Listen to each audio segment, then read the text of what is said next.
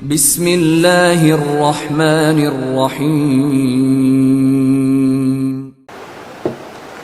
Assalamualaikum warahmatullahi wabarakatuh. Waalaikumsalam warahmatullahi wabarakatuh. Ustaz, bagaimana apabila Masya Allah, ini banyak sekali kata-kata kan ya. Bagaimana apabila, mengapa, kenapa demikian, itu kan? Baik, bagaimana apabila sudah terlanjur melakukan dosa besar dan banyak, Masya Allah, kenapa sempat-sempat berbuat dosa besar dan banyak lagi ya? Apakah masih dapat terhindar dari neraka dan dapat bersama Rasulullah SAW di surga? Insya Allah, insya Allah. Bukankah Anda pernah dengar kisah bahwa di antara sahabat-sahabat Nabi sebelumnya pernah menjadi musuh Nabi? Ada yang mengancam Nabi, ada yang ingin membunuh Nabi, bahkan musyrik juga, menyembah berhala, Masya Allah dan sebagainya. Tapi setelah itu mereka bertobat, mendekat kepada Allah, kemudian baik keislamannya. Bahkan disebutkan oleh Nabi SAW termasuk orang yang masuk surga tanpa hisab. Di antaranya bahkan menjadi sahabat-sahabat Nabi yang mulia. Bukankah Umar pernah menjadi musuh Nabi? Bukankah Umar pernah musyrik? Bukankah perbuatannya luar biasa buruk sebelum masa masuk Islam?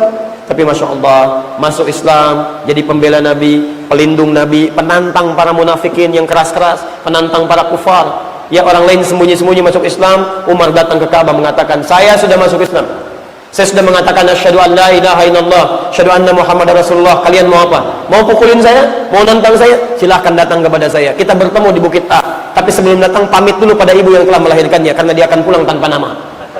Umar, Masya Allah. Orang takut dengan Abdullah bin Ubay bin Salul, Masya Allah, karena tokoh di Madinah.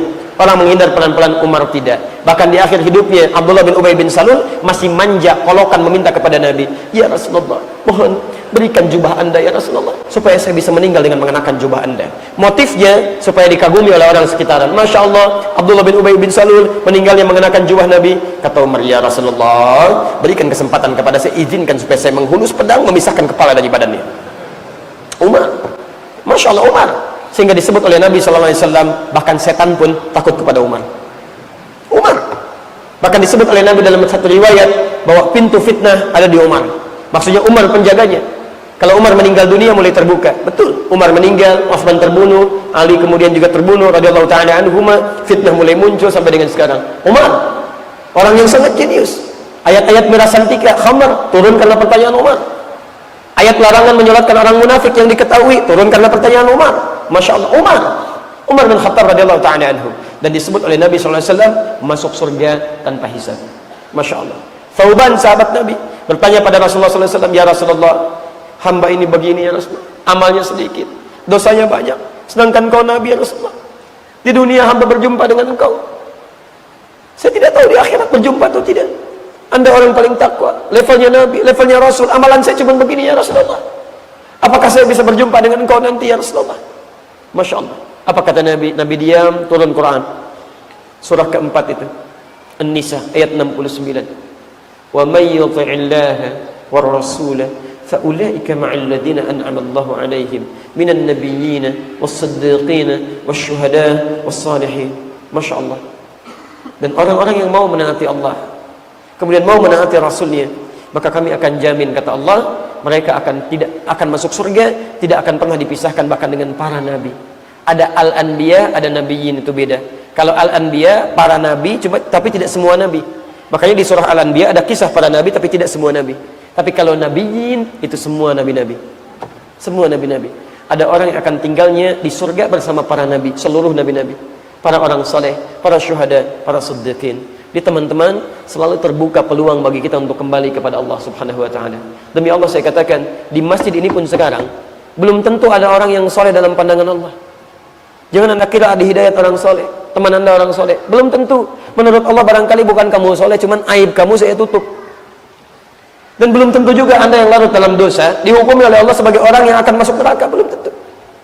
Menurut Allah, hei fulan yang banyak dosanya, justru hari ini saya akan buka pintu tobat bagi kalian.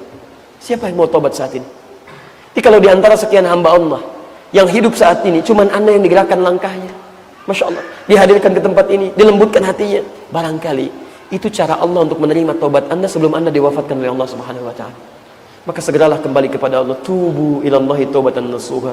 Bertobatlah kepada Allah, sadari dosa-dosa anda, mohon ampunan kepada Allah, dan mudah-mudahan termasuk anda dalam golongan orang yang terima tobatnya, meningkatkan amal soleh, taat kepada Rasulnya, dan dimasukkan ke dalam surga dan tetangga anda para nabi. Masya Allah, tidak ada yang paling indah dengan itu.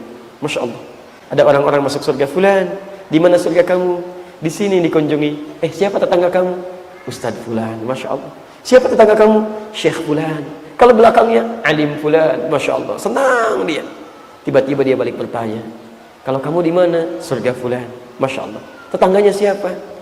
Depan saya, Nabi Yusuf, Masya Allah.